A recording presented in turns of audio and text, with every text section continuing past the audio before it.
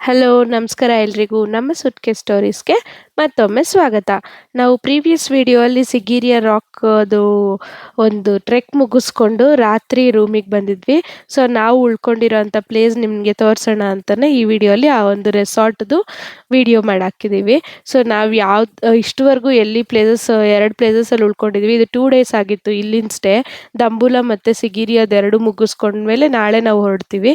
So, ಇಲ್ಲಿ ಇರ್ಬೋದು ಅಥವಾ ಮುಂಚಿನ ಹೋಟೆಲ್ ಇರ್ಬೋದು, ಎರಡೂ ಕಡೆನೂ ತುಂಬ ಚೆನ್ನಾಗಿತ್ತು ಸ್ಟೇ. ಮತ್ತು ನಾವು ಫಸ್ಟ್ ಅವ್ರಿಗೆ ಫುಡ್ ಸ್ಪೆಸಿಫಿಕ್ ಆಗಿ ಬೇಕು ಅಂದಿದ್ದಕ್ಕೆ ಪಾಪ ಅವ್ರು ರಾತ್ರಿ ನಾವು ಬರೋವರೆಗೂ ವೆಯ್ಟ್ ಮಾಡಿ ನಾವು ರೂಮಿಗೆ ಹೋಗಿ ಫ್ರೆಶ್ ಅಪ್ ಮಾಡ್ಕೊಂಡು ಬರೋ ಅಷ್ಟರಲ್ಲೇ ನಮ್ಮ ಹತ್ರ ಏನೇನು ಬೇಕು ಅಂತ ಕೇಳಿಕೊಂಡು ಆ ಥರನೇ ಎಲ್ಲ ಮೆನು ರೆಡಿ ಮಾಡಿ ಕುಕ್ ಮಾಡಿದರು. ತುಂಬ ಚೆನ್ನಾಗಿತ್ತು. ಮತ್ತು ಬೆಳಗ್ಗೆ ಫ್ರೆಶ್ ಆಗಿ ಒಂದು ಪೂಲಲ್ಲಿ ಸ್ವಲ್ಪ ರಿಲ್ಯಾಕ್ಸ್ ಮಾಡಿಕೊಂಡು ನನ್ನ ಮಗಳ ಜೊತೆ ಸ್ವಲ್ಪ ಟೈಮ್ ಸ್ಪೆಂಡ್ ಮಾಡಿ, ಅವಳಿಗಂತೂ ಇಲ್ಲಿ ಎಲ್ಲ ಕಡೆನೂ ಸ್ವಿಮ್ಮಿಂಗ್ ಪೂಲ್ ಇದೆ. ಹೋಗಿದ್ದ ರೆಸಾರ್ಟಲ್ಲಿ ಎಲ್ಲ ಕಡೆನೂ.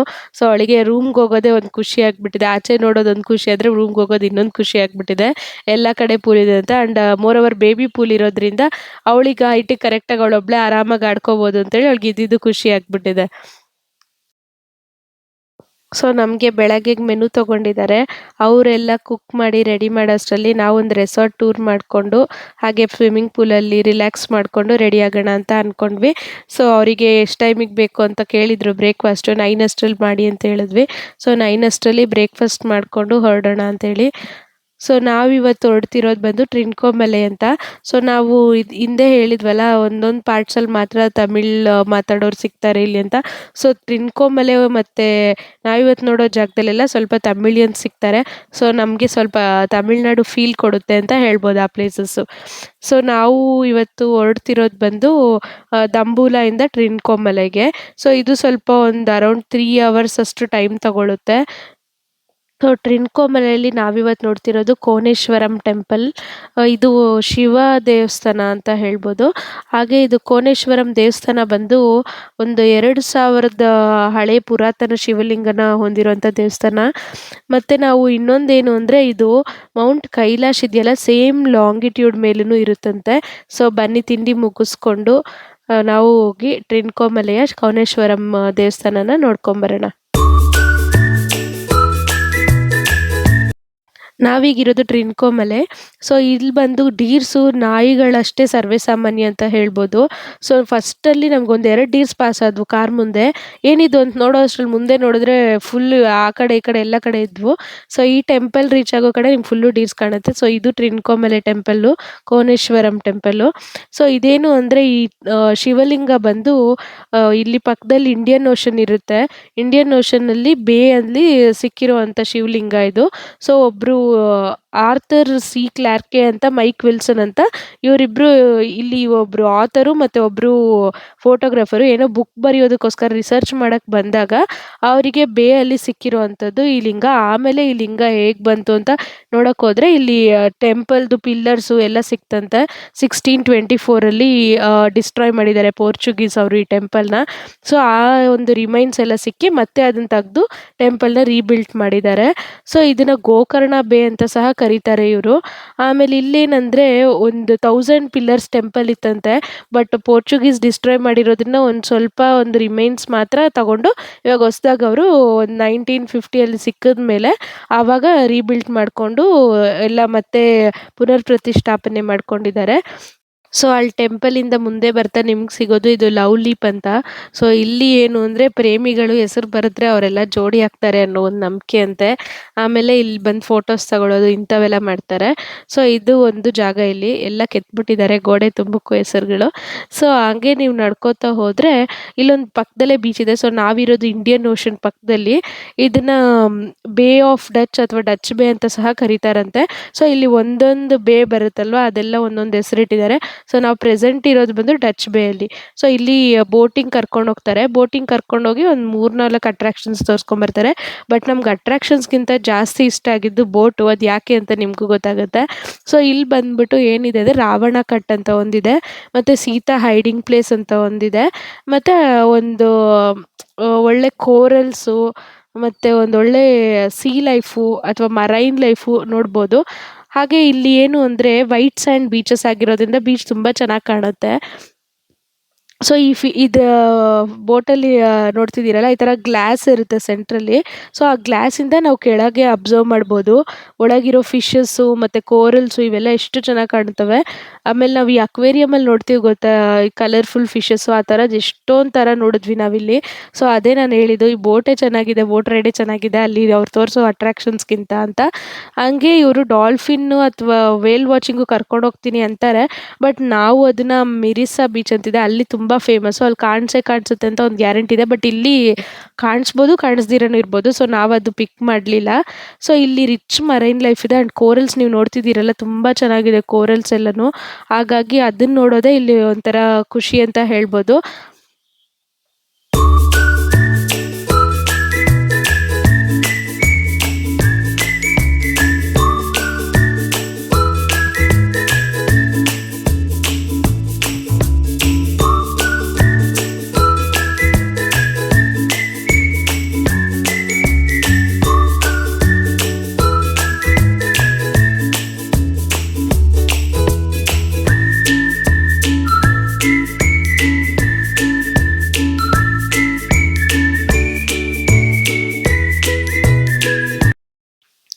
ಸೊ ಇಲ್ಲಿ ಆಗಲೇ ನಾನು ಹೇಳಿದ್ನಲ್ಲ ರಾವಣ ಕಟ್ ಅಂತ ಒಂದು ಅಟ್ರಾಕ್ಷನ್ ಇದೆ ಅಂತ. ಸೊ ಇಲ್ಲೇನು ಅಂದರೆ ರಾವಣ ಶಿವನ್ನ ಉಳಿಸ್ಕೊಳ್ಳೋಕ್ಕೋಸ್ಕರ ಇಲ್ಲಿರುವಂಥ ಕೋನೇಶ್ವರಂ ಟೆಂಪಲಲ್ಲಿ ಧ್ಯಾನ ಮಾಡ್ತಾ ಇರ್ತಾರೆ. ಸೊ ಡೈಲಿ ಬಂದು ಪ್ರೇ ಮಾಡ್ಕೊಂಡು ಹೋಗೋದು ಮತ್ತು ಶಿವನ ಧ್ಯಾನ ಮಾಡೋದು ಈ ಥರದ್ದೆಲ್ಲ ಮಾಡ್ತಾ ಇರ್ತಾರೆ ಅಂತ ಇಲ್ಲೊಂದು ಫೋಕ್ ಸ್ಟೋರಿ ಇದೆ. ಸೊ ಇಲ್ಲೊಂದು 2 ಬಂಡೆಗಳ ಮಧ್ಯದಲ್ಲಿ ಗ್ಯಾಪ್ ಅಥವಾ ದಾರಿ ಥರ ಆಗಿದೆ. ಸೊ ಅದು ಬಂದು ರಾವಣ ಮಾಡಿರುವಂಥದ್ದು ಅಂತ ಹೇಳಿ ರಾವಣ ಕಟ್ ಅಂತಾರೆ ಅದನ್ನ. ಸೊ ರಾವಣ ಇಲ್ಲಿ ಶಿವಗೆ ದಿನನಿತ್ಯ ಪೂಜೆ ಸಲ್ಲಿಸೋದಾಗಿರ್ಬೋದು, ಧ್ಯಾನ ಮಾಡೋದಾಗಿರಲಿ ಎಲ್ಲ ಮಾಡ್ತಾ ಇರ್ತಾರಂತೆ. ಬಟ್ ಒಂದ್ಸರಿ ಏನಾಗುತ್ತೆ ಅಂದರೆ ಅವ್ರ ಅಮ್ಮನಿಗೆ ಹುಷಾರಿರೋದಿಲ್ಲಂತೆ. ಅವ್ರ ಅಮ್ಮಗೆ ಹುಷಾರಿಲ್ವಲ್ಲ ಅಂತ ಅವ್ರ ಪುರೋಹಿತರನ್ನ ಎಲ್ಲ ಕೇಳಿದಾಗ ಅವ್ರು ಹೇಳ್ತಾರಂತೆ, ಈ ಒಂದು ದೇವಸ್ಥಾನದ ದರ್ಶನ ಮಾಡಿಸು ಆಗ ನಿಮ್ಮ ಅಮ್ಮನಿಗೆ ಸರಿ ಹೋಗುತ್ತೆ ಅಂತ. ಬಟ್ ಅವ್ರ ಅಮ್ಮ ಬರೋ ಸ್ಥಿತಿಯಲ್ಲಿ ಇರೋದಿಲ್ಲ ಅಂತ ಅವ್ರು ಏನು ಮಾಡ್ತಾರೆ, ರಾವಣ ಅವರ ಒಂದು ಸ್ವಾಡ್ ತಗೊಂಡು ಇಲ್ಲಿ ಒಂದು ಬೆಟ್ಟದ ಸೆಂಟ್ರಲ್ಲಿ ಕಟ್ ಮಾಡ್ತಾರಂತೆ. ಅಲ್ಲಿಂದ ತಗೊಂಡೋಗ್ಬೇಕು ದೇವಸ್ಥಾನನೇ ಅಂತೇಳಿ. ಬಟ್ ಅದು ಆಗೋದಿಲ್ಲ. ಬಟ್ ಆ ಕಟ್ಟಾಗಿರೋ ಜಾಗ ಅಷ್ಟೂ ಒಂದು ಕೆನಲ್ ಥರ ಸ್ಟ್ರೆಚ್ ಆಗಿದೆ. ಸೊ ಅದನ್ನು ಇವರು ರಾವಣ ಕಟ್ ಅಂತ ತೋರಿಸ್ತಾರೆ ಇಲ್ಲಿ. ಸೊ ಇಲ್ಲಿ ಒಂದು ಕೋನೇಶ್ವರನ್ ಟೆಂಪಲ್ ಇದೆಯಲ್ಲ ಅದೂ ಸಹ ವ್ಯೂ ಕಾಣಿಸುತ್ತೆ ಇಲ್ಲಿ. ಸೊ ಇಲ್ಲಿ ನೀವು ನೋಡ್ತಾ ಇದ್ದೀರಲ್ಲ ಇದು ಕೋನೇಶ್ವರನ್ ಟೆಂಪಲ್ಲು. ಅಲ್ಲಿ ಪಕ್ಕದಲ್ಲೇ ಇರುವಂಥದ್ದು ರಾವಣ ಕಟ್ಟು. ಸೊ ನೀವು ಅಲ್ಲಿ ಕೋನೇಶ್ವರಂ ಟೆಂಪಲ್ ಇದೆಯಲ್ಲ ಅಲ್ಲಿ ಮೇಲಿಂದನೂ ನೋಡ್ಬೋದು. ಬಟ್ ಕಟ್ಟಾಗಿರೋ ಜಾಗ ಕಾಣುತ್ತೆ ಎಲ್ಲಿ ಅಂತ. ಬಟ್ ನಿಮಗೆ ಕಟ್ಟಾಗಿರೋ ಸ್ಟ್ರೆಚ್ ಏನಿರುತ್ತೆ ಅದು ಕಾಣಿಸ್ಬೇಕಾದ್ರೆ ನೀವು ಬೋಟಿಂಗಲ್ಲೇ ಬಂದು ನೋಡಬೇಕು. ಸೊ ಇದೆ ಆ ಸ್ಟ್ರೆಚ್ಚು. ಇಲ್ಲಿ ಕರ್ಕೊಂಡು ಬಂದು ತೋರಿಸ್ತಾರೆ ನಿಮಗೆ. ಸೊ ಈ ಕೆನಲ್ ಥರ ಏನಾಗಿದೆ ಅದನ್ನು ಅವರು ರಾವಣ ಕಟ್ ಅಂತ ಹೇಳ್ತಾರೆ. ಬಟ್ ಸ್ಟೋರೀಸು ನಿಜ ಇರ್ಬೋದು, ಇಲ್ಲದೇ ಇರ್ಬೋದು. ಬಟ್ ಸೀನರಿ ಮಾತ್ರ ತುಂಬ ಚೆನ್ನಾಗಿದೆ. ಅದರೊಳಗಿಂದ ನೀರು ಪಾಸ್ ಆಗ್ತಿರೋದು ನೋಡೋಕೆ ತುಂಬ ಚೆನ್ನಾಗಿದೆ. ತುಂಬ ಹತ್ರದವರೆಗೂ ಹೋಗಿ ಕರ್ಕೊಂಡು ಬರ್ತಾರೆ. ನೋಡೋಕೆ ತುಂಬ ಚೆನ್ನಾಗಿರುತ್ತೆ. ಆ್ಯಂಡ್ ನನಗೆ ಮೇಯ್ನ್ ಇಲ್ಲಿ ಅಟ್ರಾಕ್ಷನ್ಸ್ಗಿಂತ ನಾನು ಹೇಳ್ದಂಗೆ ಕೋರಲ್ಸು ಮತ್ತು ಆ ಲೈಫು ಇಲ್ಲ ಮರೈನ್ ಲೈಫ್ ಏನಿದೆ ರಿಚ್ಚಾಗಿಲ್ಲಿ ಅದನ್ನ ನೋಡೋಕೆ ತುಂಬ ಖುಷಿ ಇತ್ತು. ಸೊ ಅದಾದಮೇಲೆ ನಿಮಗೆ ಇದು ಸೀತಾ ಸೈಡಿಂಗ್ ಪಾಯಿಂಟ್ ಅಂತ ತೋರಿಸ್ತಾರೆ. ಈ ಮೇಲೆ ಒಂದು ಸಣ್ಣ ಮನೆ ರೀತಿ ಇದೆಯಲ್ಲ ಅದು ಸೀತೆಯನ್ನು ಫಸ್ಟ್ ಟೈಮ್ ಅವರು ಕಿಡ್ನ್ಯಾಪ್ ಮಾಡ್ಕೊಂಡು ಬಂದಾಗ ಇಟ್ಟಂಥ ಜಾಗ ಅಂತೆ. ಸೊ ಅದಾದಮೇಲೆ ನಿಮಗೆ ನೆಕ್ಸ್ಟು ಇನ್ನೊಂದು ಸರಿ ಕೋರಲ್ಸು, ಮರೈನ್ ಲೈಫು ಎಲ್ಲ ತೋರಿಸ್ತಾರೆ. ಆ್ಯಂಡ್ ನೀವು ಬೇಕು ಅಂದರೆ ಇಲ್ಲಿ ಸ್ನಾರ್ಕ್ಲಿಂಗ್ ಸಹ ಬುಕ್ ಮಾಡ್ಕೊಬೋದು. ಸೊ ಇಲ್ಲೇ ಹತ್ರದಲ್ಲಿ ಟ್ರಿನ್ಕೋಮಲೆ ಹಾರ್ಬರ್ ಸಹ ಇದೆ. ಸೊ ನೀವು ಅಲ್ಲಿ ನೋಡ್ತಿದ್ದೀರಲ್ಲ ದೂರದಲ್ಲಿ ಒಂದು ಶಿಪ್ಪು ಅದು ಬಂದು ನೇವಿ ಶಿಪ್ಪು. ಇಲ್ಲಿ ಕೋಸ್ಟಲ್ ಗಾರ್ಡ್ಸು ಅವರೆಲ್ಲ ಇರ್ತಾರೆ.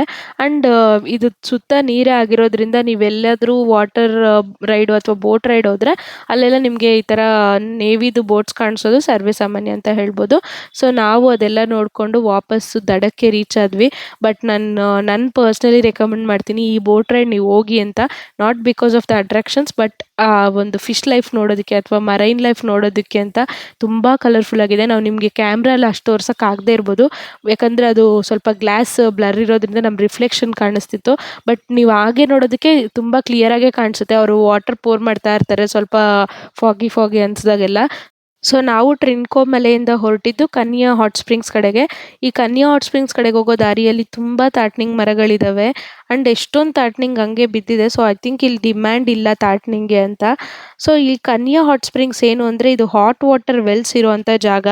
ಇದರಲ್ಲೊಂದು ಸ್ಕ್ವಯರ್ ಶೇಪ್ ವೆಲ್ಸ್ ಇರುತ್ತೆ. 7 ವೆಲ್ಸ್ ಇದೆ. ಸೊ 7 ವೆಲ್ಸು ಡೆಪ್ತ್ ಬಂದು ಒಂದು 1.5 ಮೀಟರ್ಸ್ ಅಥವಾ 3 to 4 ಫೀಟ್ ಡೆಪ್ತ್ ಇದೆ ಅಷ್ಟೇ. ನಿಮಗೆ ತಳ ಏನಿರುತ್ತೆ ಬಾವಿದು ಅದು ಕಾಣಿಸ್ತಾ ಇದೆ ನೋಡಿ ಇಲ್ಲಿ, ಆ ಥರ ಕಾಣಿಸುತ್ತೆ.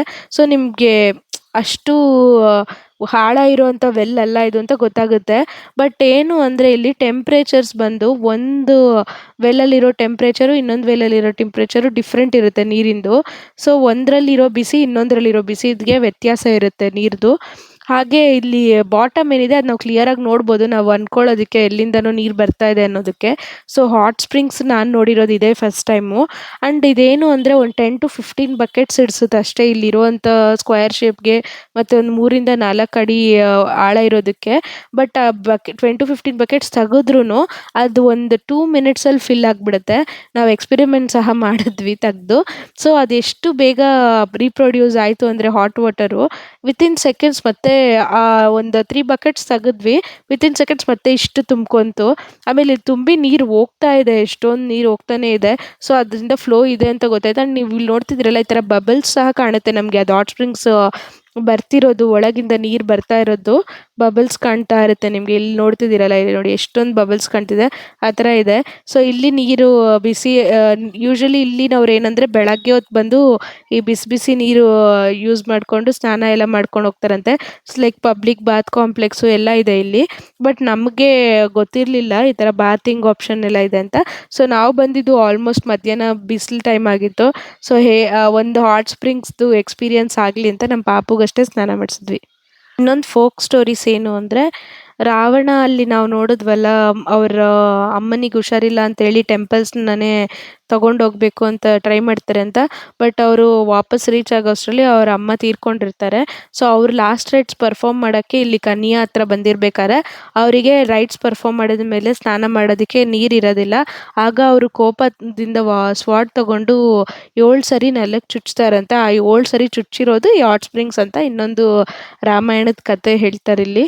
ಸೊ ಈ ಥರ ಒಂದು ಸಿಗ್ನಿಫಿಕೆನ್ಸ್ ಸಹ ಇದೆ ಇದಕ್ಕೆ. ಸೊ ಇವತ್ತು ಇಷ್ಟು ಟ್ರಿನ್ಕೋಮಲೆ ಹಾಗೂ ಕನ್ಯಾ ಹಾಟ್ ಸ್ಪ್ರಿಂಗ್ಸ್ದು. ಈ ವಿಡಿಯೋ ನಿಮ್ಗೆ ಇಷ್ಟ ಆಗಿದ್ರೆ ಲೈಕ್ ಮಾಡಿ, ಶೇರ್ ಮಾಡಿ, ಸಬ್ಸ್ಕ್ರೈಬ್ ಮಾಡಿ. ಇನ್ನಷ್ಟು ಶ್ರೀಲಂಕನ್ ವಿಡಿಯೋಸ್ ಬರಲಿದೆ. Thank you for watching us.